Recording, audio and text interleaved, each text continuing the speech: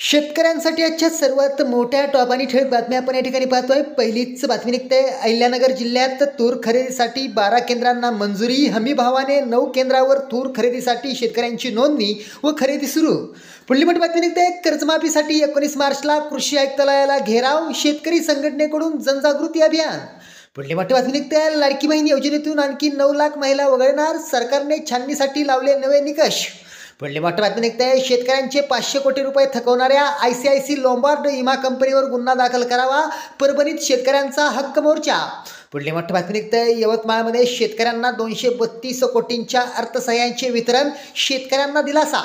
पुढली मोठी बातमी निघते पीक विमा कंपनीची अपील फेटाळले, शेतकऱ्यांना दिलासा। पुढली मोठी बातमी निघते कृषी मंत्री कोकाटेंनी शेतकऱ्यांची माफी मागावी, त्यांच्या वक्तव्यामुळे स्वाभिमानी शेतकऱ्यांचा अपमान, किसान सभा आक्रमक। पुढली मोठी बातमी निघते पत्नी करत राहिली विनवणी, शेतकरी जमिनीवर कोसळला, उभ्या पिकावर प्रशासनाने फिरवला ट्रॅक्टर।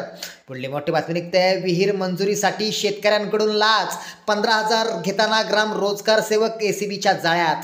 पुढली मोठी बातमी निघते खरीप हंगाम 2023 मध्ये दुष्काळामुळे झालेल्या शेती पिकांच्या नुकसानीपोटी मंगळवारी सांगोला तालुक्यातील 75,946 बाधित शेतकऱ्यांच्या खात्यावर सुमारे 116 कोटी 96 लाख 29 हजार रुपयांचा दुष्काळ निधी जमा।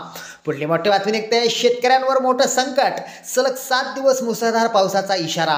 पुढली मोठी बातमी निघते PM किसानचे 2,000 रुपये 3 दिवसात जमा होणार, शेतकऱ्यांना दिलासा। पुढली मोठी बातमी निघते कांदा पीक नुकसानग्रस्त शेतकऱ्यांना 40,000 रुपये भरपाई महाशिवरात्रीपर्यंत मिळणार, शेतकऱ्यांना दिलासा। शेतकऱ्यांसाठी या होत्या सर्वात मोठ्या टॉप आणि ठळक बातम्या। धन्यवाद।